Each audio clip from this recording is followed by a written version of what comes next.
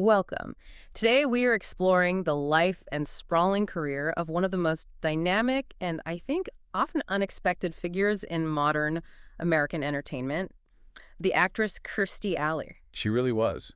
Allie spent over 4 decades in the public eye, and she managed a career that involved, massive box office success, iconic television roles, and then later in her life, a fascinating willingness to blur the lines between celebrity, personal struggle, and reality television. Absolutely. And for you, the curious listener seeking clarity and structure in understanding her complex public and private existence, that is our mission today. We're taking a comprehensive look at the scope of her existence. We are. We're drawing exclusively from biographical data, details about her career arc, from her breakthrough on Cheers to her later, sometimes polarizing work, and the publicly documented aspects of her personal affiliations, her business ventures, and her political engagements, all is presented across our source material. Our goal is to synthesize this breadth of information into a clear, insightful exploration of her existence, which, as we will see, often felt intensely vulnerable in public.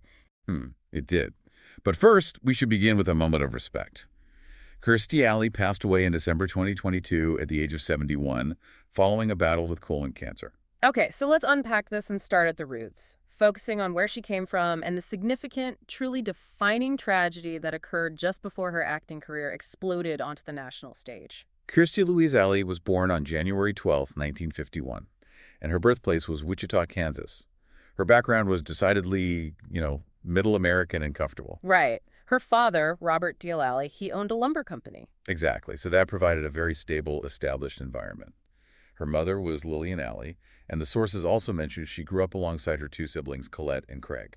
Her early life, it seems to track a common path for many young Kansans at the time. She graduated from Wichita Southeast High School in 1969, and the sources note that she then enrolled at Kansas State University. But she only completed her sophomore year there before deciding to drop out. And that decision, I think, marked the true beginning of her journey away from the Midwest. It's a huge pivot point. A massive one.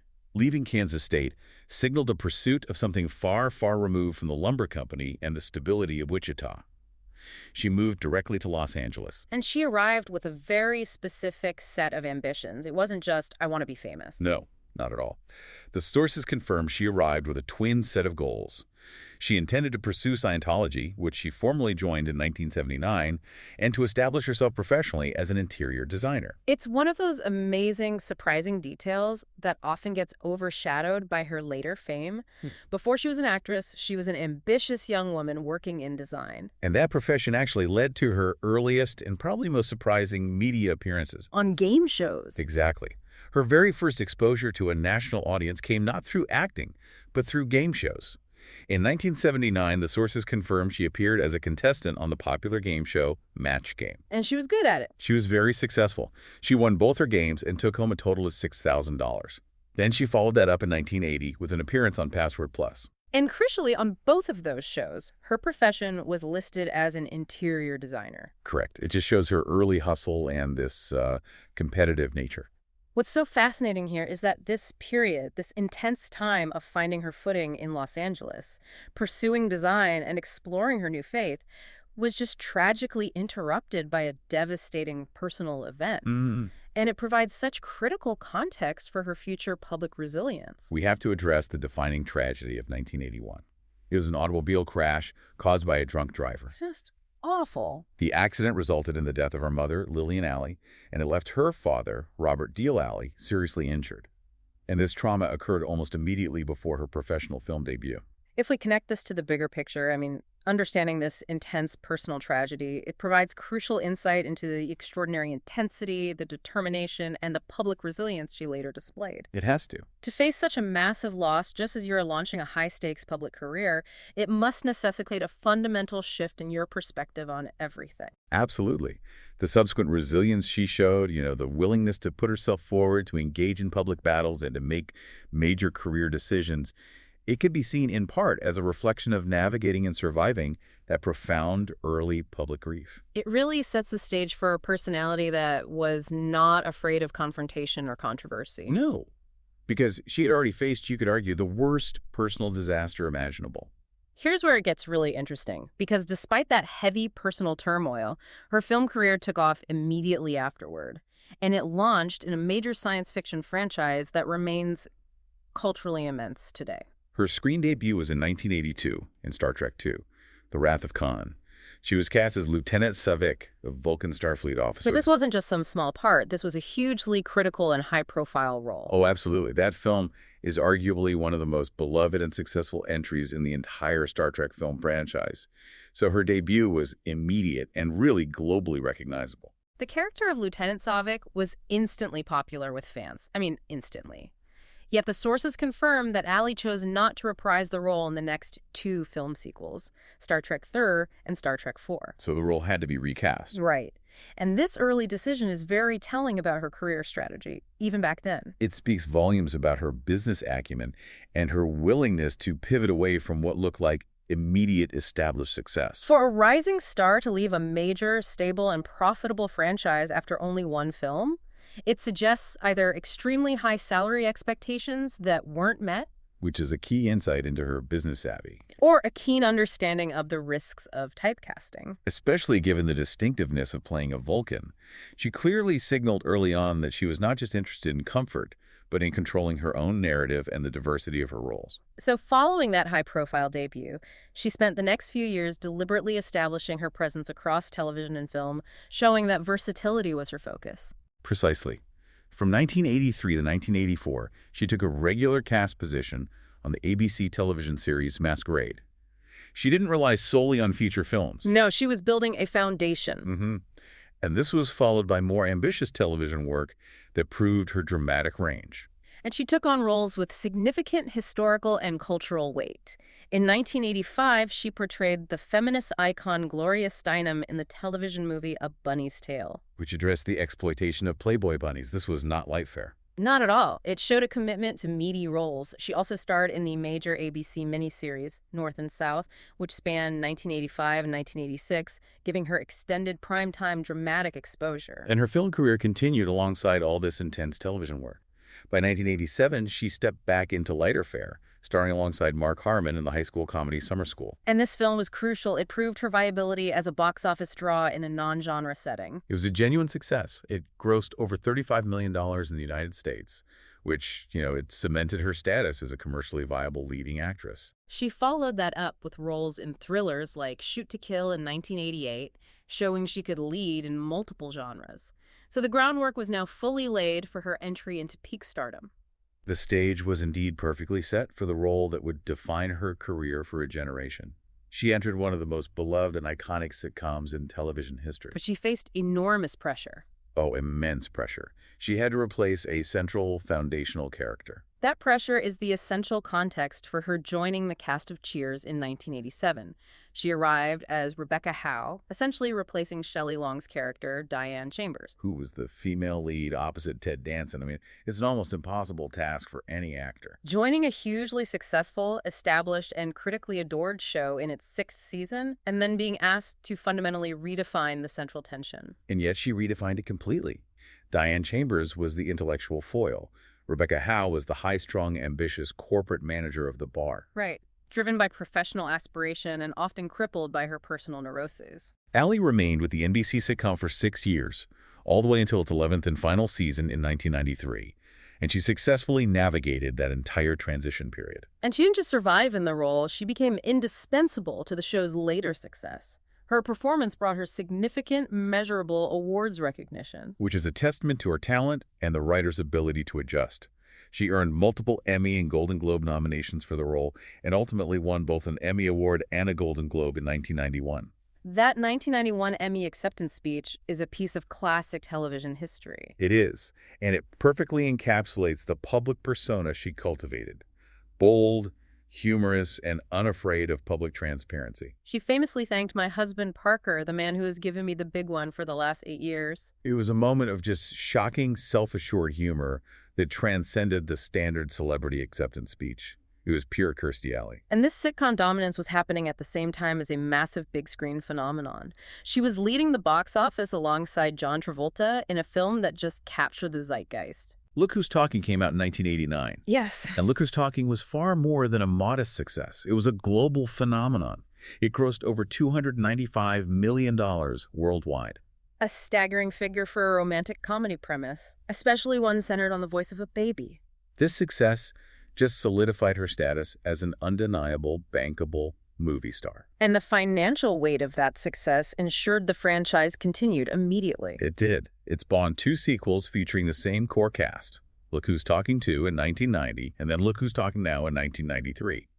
This trio of films cemented her commercial power throughout the early 1990s. So it offered this constant counterpoint to her weekly television fame. She was everywhere. But the sources also make it clear that her success and recognition continued outside of pure comedy blockbusters. She was recognized for serious dramatic work as well. What's fascinating here is that versatility allowed her to win her second Emmy Award in 1994, not for comedy, but for her leading role in the television film David's Mother. This role showcased a much more serious, dramatic side. It confirmed that her appeal transcended the specific comedic character of Rebecca Howe. That same year, she also received an Emmy nomination for her work in the crime drama miniseries The Last Dawn. A clear sign that the film industry recognized the depth of her contributions. And this period of peak recognition, it culminated in a significant honor. Her star on the Walk of Fame. Yes.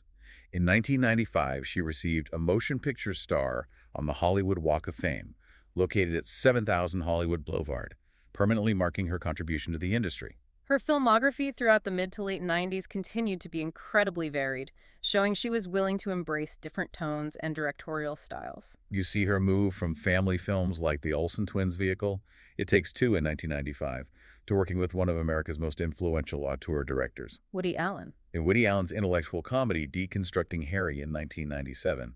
She also starred in the dark satire Drop Dead Gorgeous in 1999. Which became a huge cult classic. A significant cult classic.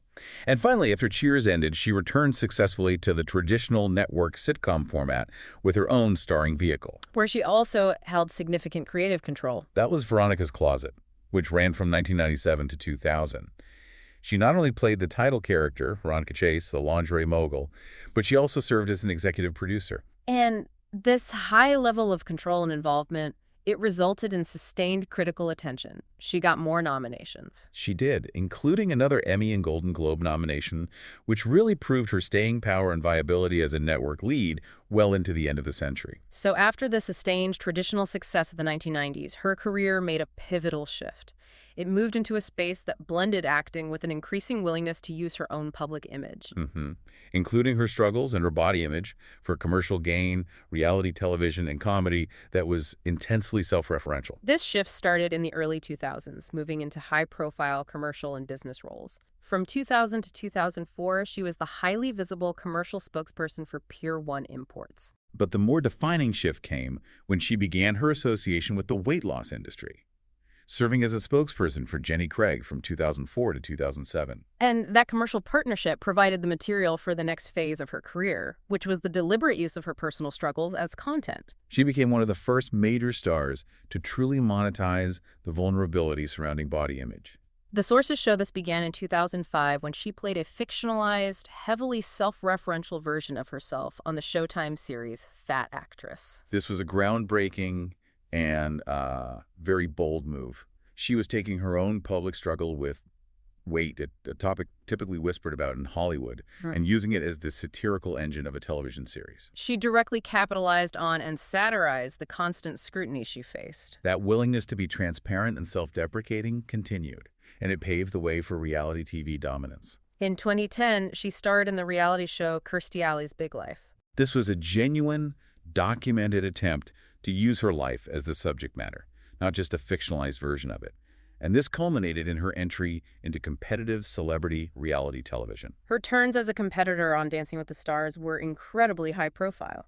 She competed twice in season 12 and later in season 15, which was an all-star season, where she partnered with Maxim Shmerkovsky. And she did very well. She finished as the runner-up in season 12, which demonstrated her immense public popularity and continued her tradition of transparency regarding her personal life and physical challenges. This exposure was huge. And it wasn't just in the U.S. No. She later finished as the runner-up on the British reality show Celebrity Big Brother in 2018, confirming her transatlantic appeal in the reality space. In her later career, she did attempt to return to the stability of the traditional sitcom structure. In December 2013, TV Land launched the sitcom Kirstie, where she played a Broadway star named Madison Maddie Banks.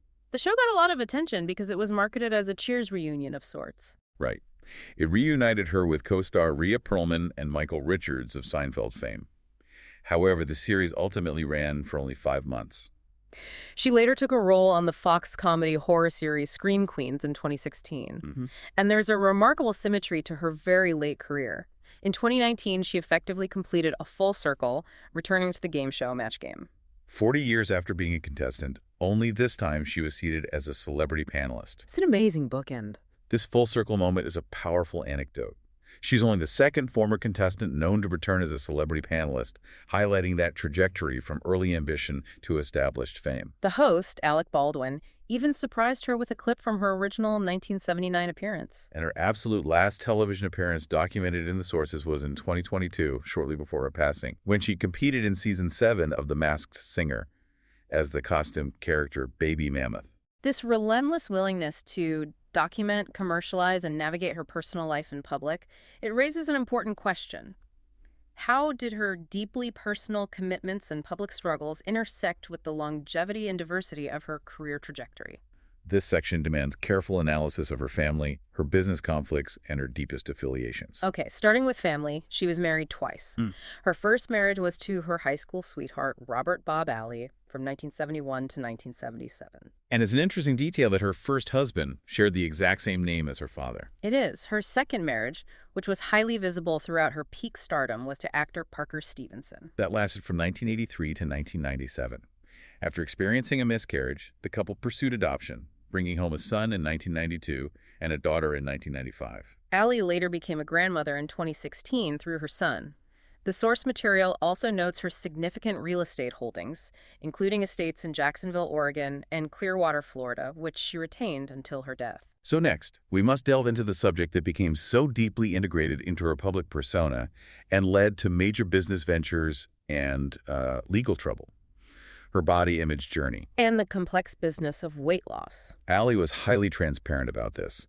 During an appearance on the Dr. Oz show in 2012, she explained that she felt she had been a compulsive eater throughout her life, but only began noticing significant sustained weight gain after reaching early menopause in 1992. And she said the dramatic increase accelerated in late 2003.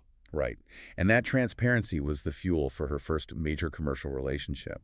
During her initial stint as a spokesperson for Jenny Craig from 2004 to 2007, she publicly documented the loss of 75 pounds. She reduced her weight to 145 pounds. This was a highly successful, high-visibility endorsement. The difficulty, however, was in maintenance, a challenge she also openly shared.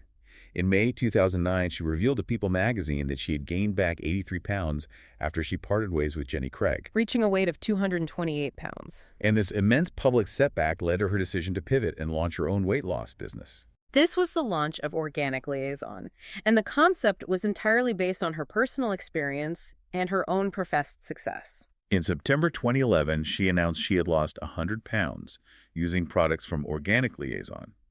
But the highly public nature of this success brought intense legal scrutiny. It did.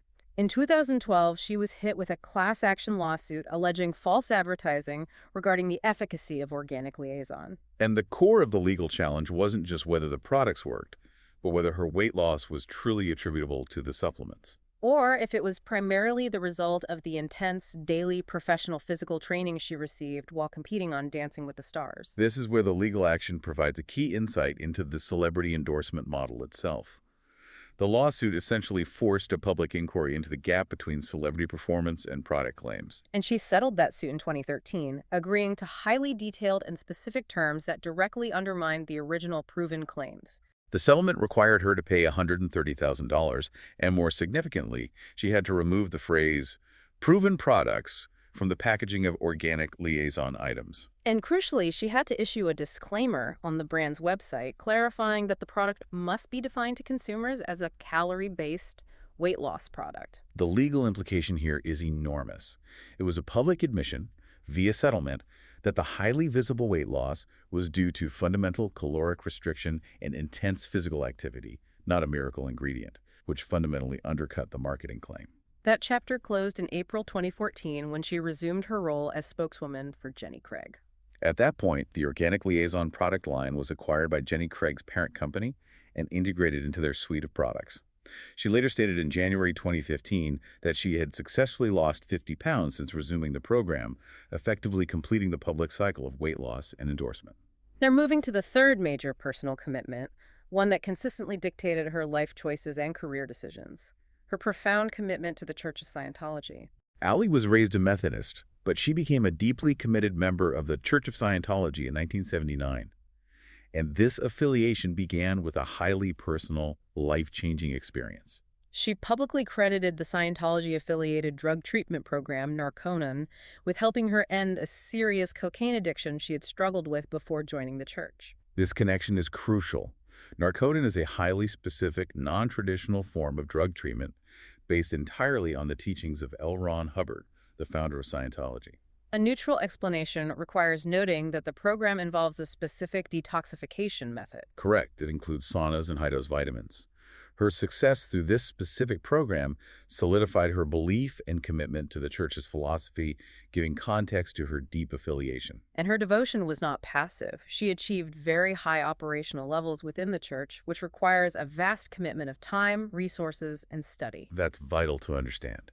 By 2007, she had reached the level of OT7, or Operating Thetan Level 7. For a listener seeking to understand the significance of this, OT7 is considered a very high state of spiritual awareness and mastery within the church's hierarchy. Right. It often requires years and hundreds of thousands of dollars of instruction. By 2018, the sources note she had achieved new OT8, which is generally considered the highest publicly attainable state of spiritual freedom within Scientology. This demonstrates an extreme level of personal commitment. And she also demonstrated financial commitment, giving $5 million to the church in 2007. This level of philosophical commitment had direct, tangible impacts on her professional life, leading to the notable refusal that separated her from one of the most successful sitcom spin-offs in history. This is where the personal affiliation connects directly back to her career trajectory, a fascinating intersection of belief and business.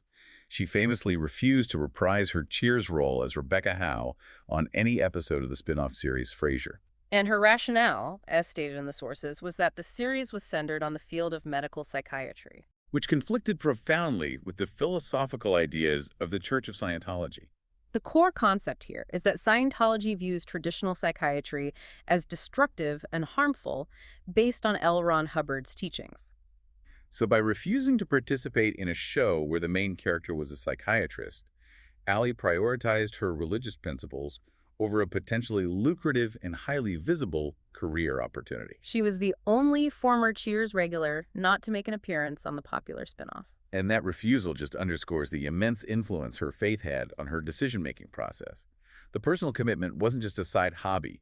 It was a driving force that dictated multi-million-dollar professional choices. So what does this all mean when we look at her publicly documented political choices over the years?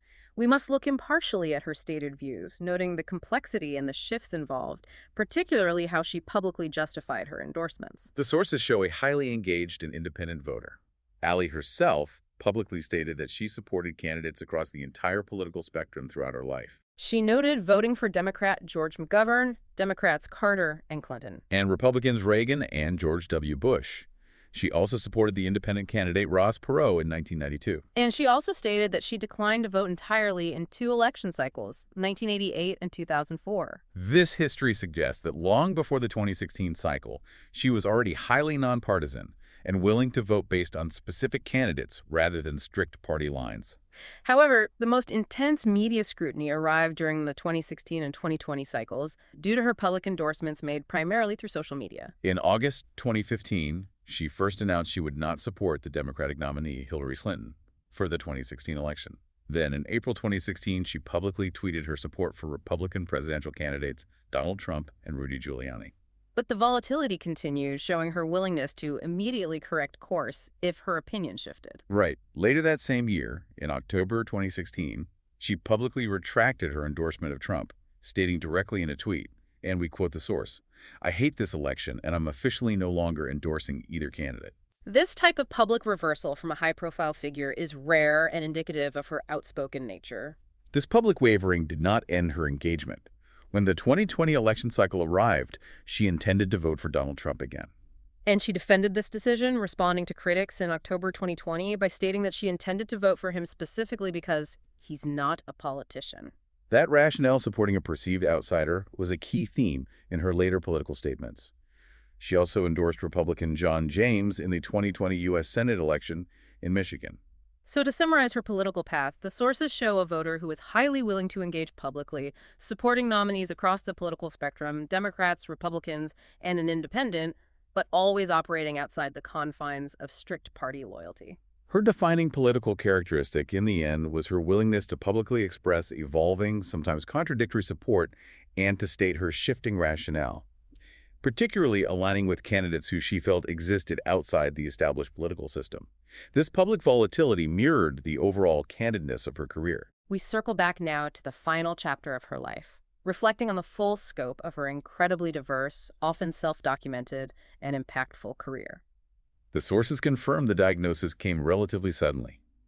In May 2022, she was diagnosed with stage 4 colon cancer. She had initially sought medical attention for a persistent sore back, which led to the devastating diagnosis. She subsequently underwent chemotherapy treatments at Moffitt Cancer Center in Tampa, Florida, but the illness progressed rapidly. She died on December 5, 2022, at the age of 71.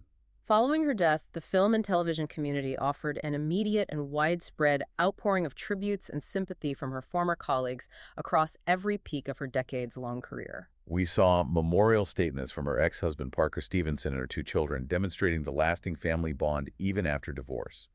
Her Look Who's Talking co-star John Travolta released a heartfelt tribute, as did her Cheers co-stars, including Ted Danson, Kelsey Grammer, and Rhea Perlman. And these tributes consistently highlighted not just her talent, but her unique personality and the lasting impact she had on those she worked with. Her career was genuinely comprehensive. Starting as a game show contestant listed as an interior designer, evolving into a standout Vulcan officer, then an Emmy-winning sitcom star, a successful film lead, and later an early adopter and master of reality TV as a means of personal expression and commercial monetization. She was consistently a figure who integrated her personal search for recovery, knowledge, and self-improvement into her highly public life. She certainly managed to sustain a career in Hollywood under conditions that would have deterred most. The final discussion point for you to consider is this. Kirstie Alley's unique path, specifically her choice to integrate and publicize deeply personal journeys like her recovery from cocaine addiction via Narconon and her struggles with weight loss into her professional narrative, changed the way celebrities engaged with the public in the decades that followed. She helped set a crucial precedent for a level of extreme, transparent, yet controlled public vulnerability, paving the way for the confessional celebrity culture we see today. That is certainly a powerful legacy to reflect on. Indeed. Thanks for listening.